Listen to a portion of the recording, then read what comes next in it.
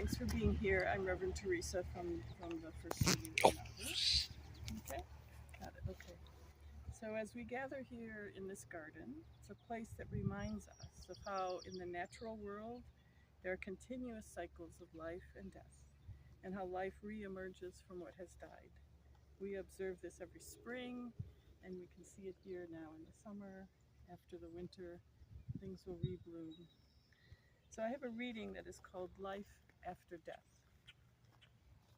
These things I know, how the living go on living, and how the dead go on living with them, so that in a forest, even a dead tree casts a shadow, and the leaves fall one by one, and the branches break in the wind, and the bark peels off slowly, and the trunk cracks, and the rain seeps in through the cracks, and the trunk falls to the ground, and the moss covers it, and in the spring the rabbits find it and build their nest inside the dead tree, so that nothing is wasted in nature or in love.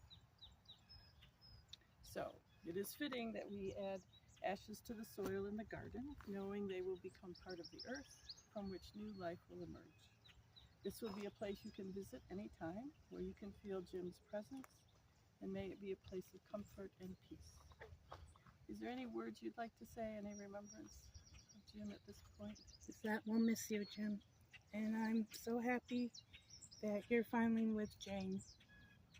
Yeah. Anything you wanted to say? Just that even though I never really knew him, he was probably a good man. Yeah. So I will put the ashes in, but today we also are adding the ashes of their dog Ariel. It's a very sweet and touching thing to do, knowing that his companion in life will be with him as well here.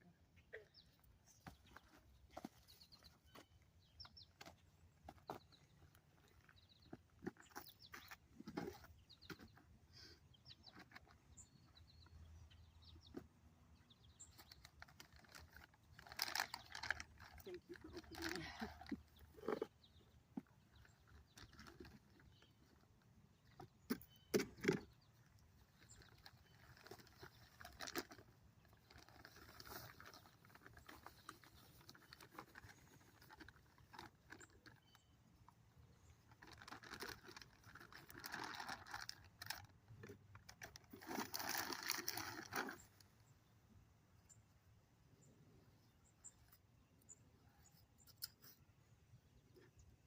And we have Ariel.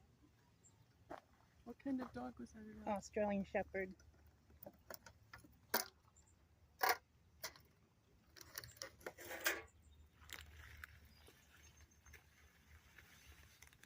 Oh, God.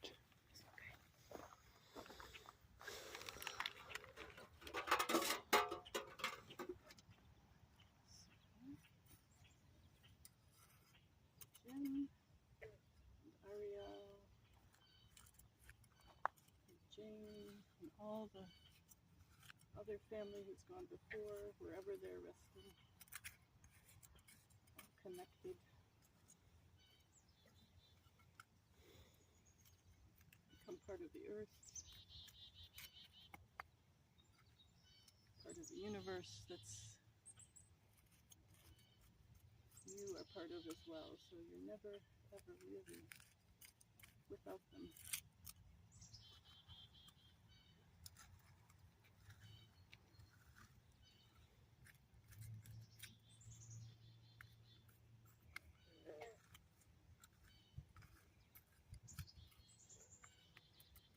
Did you want to add any dirt on top? Okay. You're okay?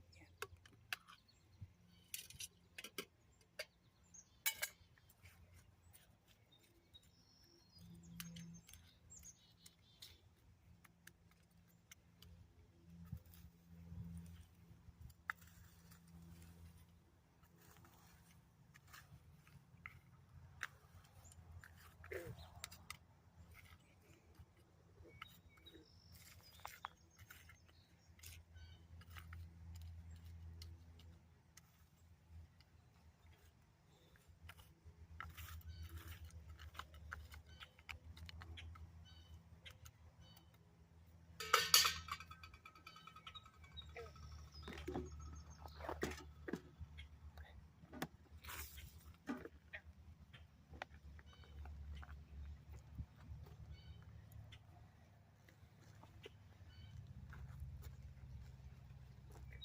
later our garden stewards will come and put more mulch here, and it'll look really lovely.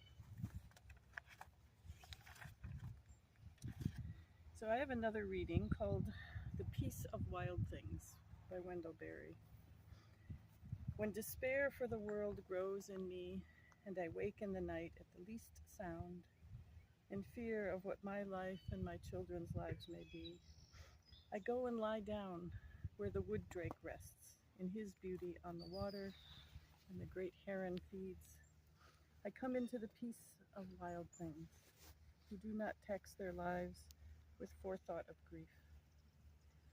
I come into the presence of still water, and I feel above me the day-blind stars waiting with their light.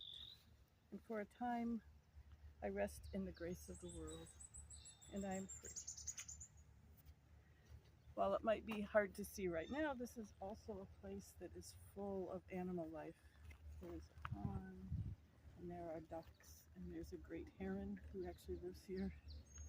While in this poem the person comes while alive to find peace among the wild things, it is also true, I think, in death. This is a peaceful place you have chosen for Jim's ashes. Knowing that Jim and Jane were so deeply caring of their pets and loved animals of all kinds, it seems fitting to be in a place that in fact supports so many creatures. There are squirrels and chipmunks and rabbits. You can hear the frogs, ducks, birds of all sorts. Again, the heron that visits this pond, opossum, hedgehogs, even deer on occasion, and many dogs that come to explore with their human companions. Not sure about cats. I haven't seen anyone walking a cat, but they're probably going to be around. So the connection Jim had with his non-human companions remains. They will be all around. Their spirit and energy are also very present in this place. So now may Jim's spirit have found its place in the universe, and may you each be surrounded by beauty, love, and peace as you remember him. Amen. Amen. There you go. Okay, stop. Yes. Can I give you a hug?